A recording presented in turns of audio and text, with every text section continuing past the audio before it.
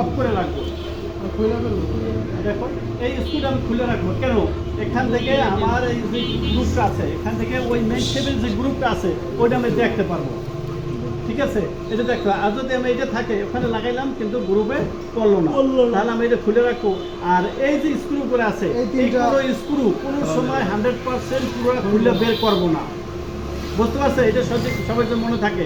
এই যে স্ক্রু শুধু এইটা না, যে কোনো স্ক্রু এই শেপের সাথে এক পেজ খুললেই তোমার শেপটা বের হয়ে আসবে, কিন্তু এর বেশি কোনো খুলবা না। কিছুর জন্য এইটা খুলতে গেলে খুললে যখন তুমি লাগাবা, লাগানোর সময় ওইটা কি হবে, পেজ একটু তেরা বেঁকা হয়ে গেলে আমার পেজগুলো কেটে যাবে।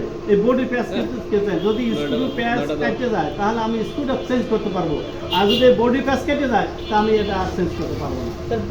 ঠিক আছে, আর যে বডি পেজ কেটে যায় তুমি এটা তেরা বেঁকা দিয়ে, তুমি শক্তি আছে তোমার কাছে, শক্তি দিয়ে দিলা। কোনো স্ক্রু এই লোহা জাতীয় বা কোনো স্ক্রু, লোহার সাথে লোহা কোনো শক্তি দিয়ে কোনো শক্তি খাটানো যাবে না।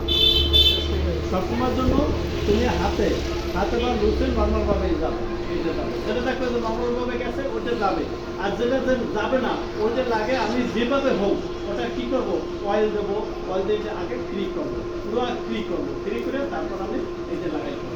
ঠিক আছে, মনে থাকবে।